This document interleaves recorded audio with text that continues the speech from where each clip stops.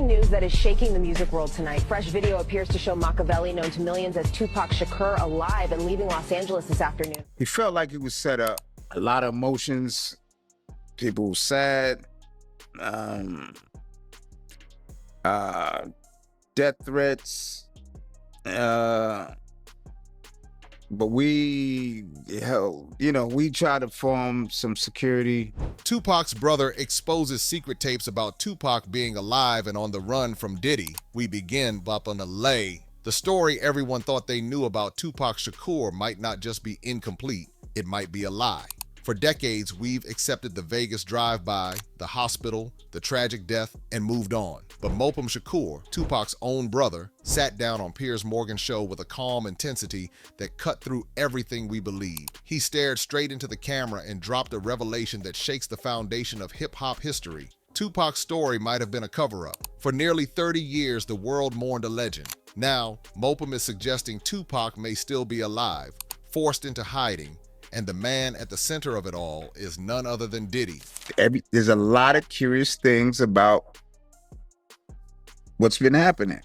First of all, like everybody knows, the time period, 27 years. This isn't speculation or wild conspiracy. This is family. Mopem grew up with Tupac. He knew his brother in a way no one else could. When pressed about Diddy, about all those denials over the years, Mopem didn't mince words. He told Piers Morgan that he has serious doubts. He reminded everyone of a conversation that happened back in 2008. That year, Diddy personally reached out through radio host Big Boy to speak to the Shakur family. Surrounded by his crew, Mopem listened as Diddy swore he had nothing to do with Tupac's shooting, and Mopem's response cut through decades. The truth always comes out. Think about that. An innocent person doesn't usually call the family of a victim more than a decade later, trying to convince them of their innocence. But Diddy did. He picked up the phone while his empire was thriving, his reputation untouchable, and he tried to manage whispers that had grown too loud to ignore.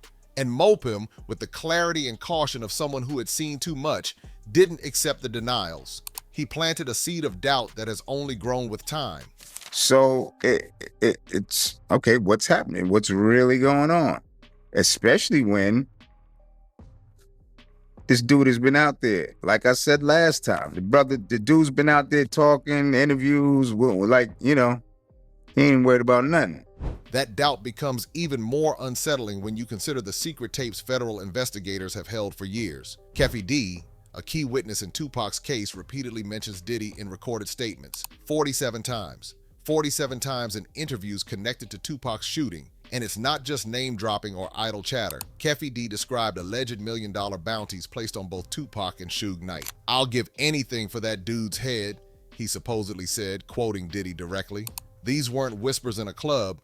They were captured under the scrutiny of federal agents, in interrogation rooms, with recording equipment rolling. And for decades, these recordings were locked away, gathering dust, their significance buried under layers of bureaucracy. I mean, that's Puffy's homie. You know what I mean? They have a relationship. They're friendly. They know each other. So it's very much feasible. And if law enforcement choose to ignore that, that's something to look at. But the fact that Diddy has so much going on right now and that he is currently under fire, I think it now leads some credence to what people have been saying for years about Sean Diddy Combs and how he moves and how he operates. But whether it's true or not, we need more evidence, more people to confirm, and more facts that tie in from an investigative standpoint. Now, with Diddy facing federal racketeering and coercion charges in 2025, those old tapes are no longer just historical oddities. Suddenly, they're relevant. Suddenly, they carry the potential to expose connections that could rewrite what we thought we knew about the events of September 1996.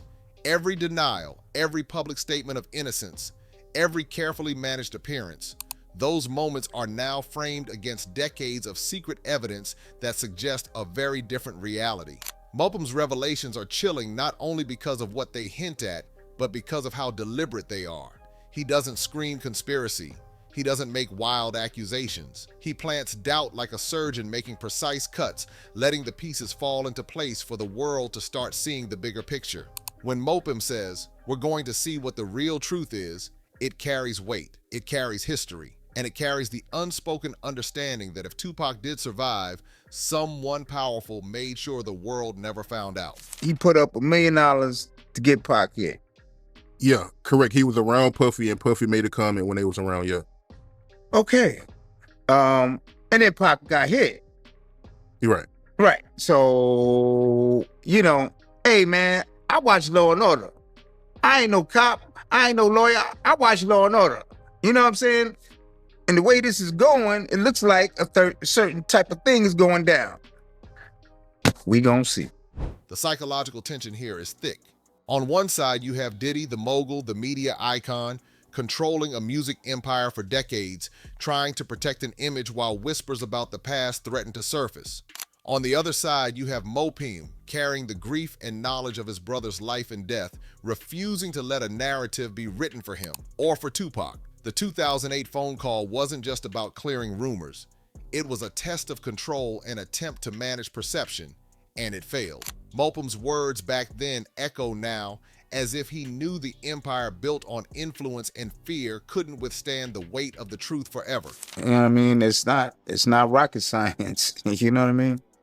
So we if they ain't going, it was like, if he can't be moved, then we got to lock it down. And then there's the suspense of the tapes themselves. 47 mentions, multiple testimonies, references to bounties worth millions, locked away, untouched for decades. Why? Because they could destroy the carefully curated story that millions have accepted as fact. And now, in the middle of Diddy's modern legal battles, those tapes could finally see the light of day.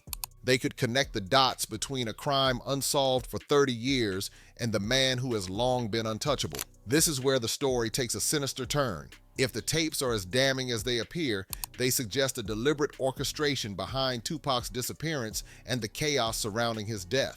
It's not just about a shooting, it's about influence, power, and the control of truth. And for Mopim, the mission has never been just to reveal facts. It's to challenge the narrative, to expose a truth so long buried that it might change everything the world thought it knew about Tupac, Diddy, and hip-hop history itself. Vegas, September 7th, 1996. That's when thousands of people were on the strip, music blasting, neon reflecting off the asphalt, and somehow, no one saw the shooter. That's right, not one reliable eyewitness.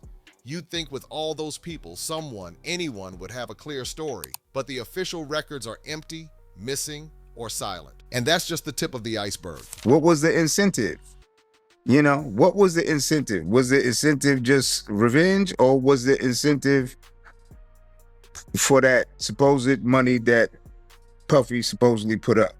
Which one was the incentive? That's what I guess they're going to figure out in court. The coroner's report adds another layer of confusion. Tupac's height and weight? Wrong. Like, embarrassingly wrong.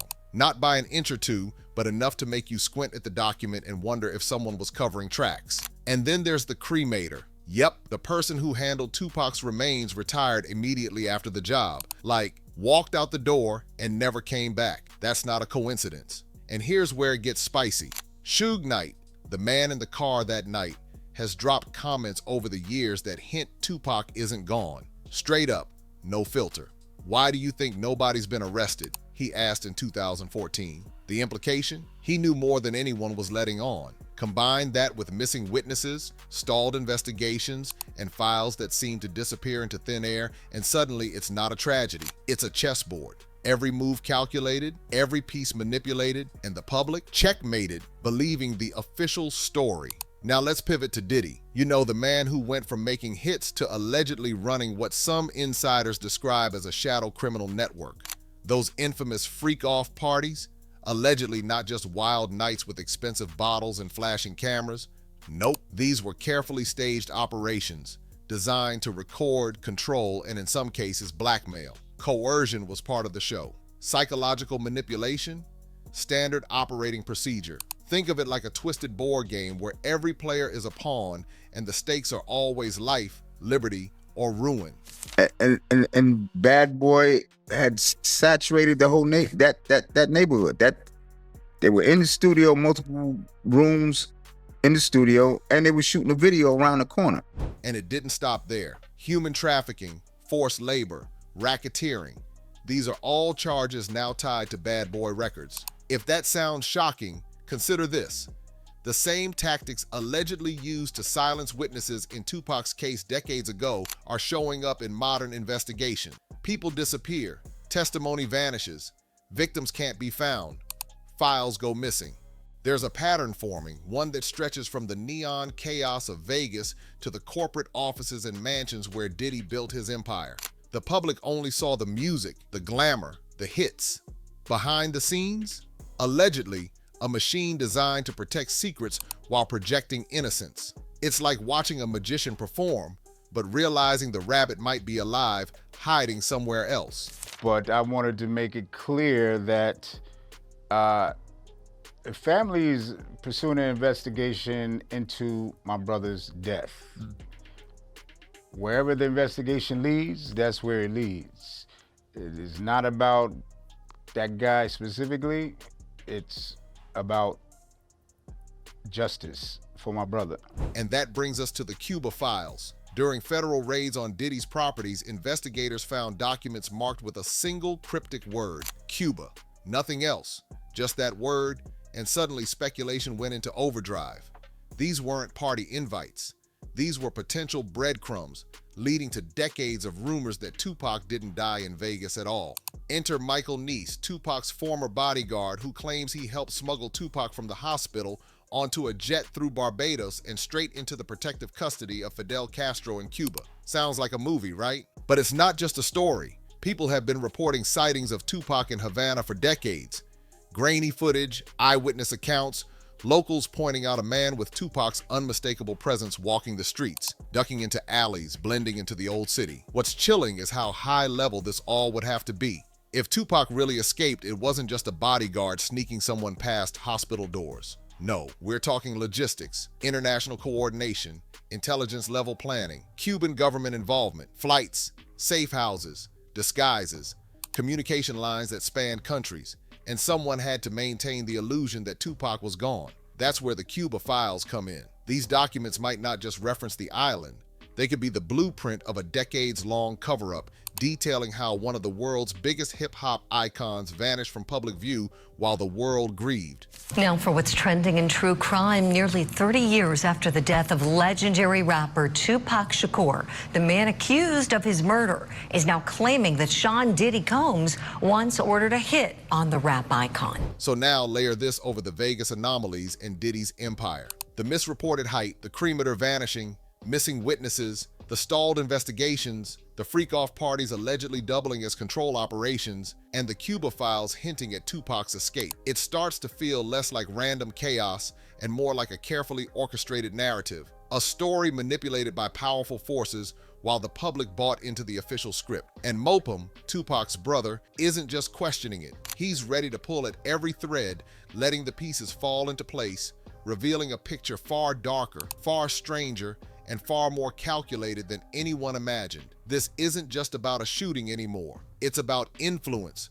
control, and a network that may have operated in plain sight for decades, hiding one of music's greatest mysteries behind a veil of neon lights, power, and secrecy. The question that hangs over everything: was Tupac really gone on that Vegas night, or did he just disappear into a life that the world wasn't supposed to see? And if he did, how deep does the rabbit hole go? Bad Boy and their allies had covered that whole neighborhood. They were there, you know. Pac wasn't, there wasn't nothing for Pac to fear because we were supposed to have been amongst allies. Mopim Shakur, Tupac's brother, has been stepping into the spotlight with a calm intensity. He plants seeds of doubt with the precision of a surgeon, dropping statements that linger in your mind long after the cameras cut away. The truth always comes out, he says, and somehow you feel he isn't just talking about Tupac's past. He's hinting at secrets that have been buried for decades, waiting for someone to pull them into the light. Then there's Suge Knight. Love him or hate him, the man has always been a walking paradox of chaos and control. Over the years, he's dropped comments that make you lean closer. "Why do you think nobody's been arrested?" he asked in 2014. That line alone sends a shiver down the spine. It's not vague, it's loaded. He's hinting that the world has been fed a story that doesn't match reality, and the implications, mind-bending. Suge may hold documents, tapes, and first-hand knowledge that could verify Tupac's survival. Every word he drops is a puzzle piece, and suddenly, the pieces start forming a picture that's stranger than fiction. Now, picture Mopem and Suge together. One carefully dismantling the official narrative with calm authority, the other dripping cryptic hints like breadcrumbs for the world to follow. Together, if even partially aligned, they could become an unstoppable force as federal investigations start tightening around Diddy. What we're looking at isn't just whispers in the wind. This is insider testimony with the potential to rewrite the last 30 years of hip-hop history. Every denial, every award show smile, every hit single recontextualized. Suddenly, the music, the legends, the mythology all take on a new meaning, and the implications are staggering. If those Cuba files truly prove Tupac survived, what does that mean? We're talking about the betrayal of family, manipulation of hip-hop narratives, and an industry-wide scandal that could ripple into boardrooms, award shows, and beyond. Diddy, once untouchable in the public eye, could face legal scrutiny for decades-old actions. Racketeering, coercion, witness intimidation, suddenly every allegation gets a second look. And the cultural impact? Fans who mourned, who built myths around Tupac's death, would have to grapple with a living legend who was never lost, just hidden. The psychology of fandom, the mythology of a genre, suddenly becomes a story of deception and survival. So here we are, dangling on the edge of revelation. Was Tupac truly lost on the Vegas Strip, or has he been living in exile all these years while one man controlled the narrative? Mopem and Suge may hold the keys, and the Cuba files could finally unlock a story that changes everything we thought we knew about the golden age of hip-hop. And the truth? It's still out there waiting to be discovered, waiting to shock the world once again. A remove all text from screen.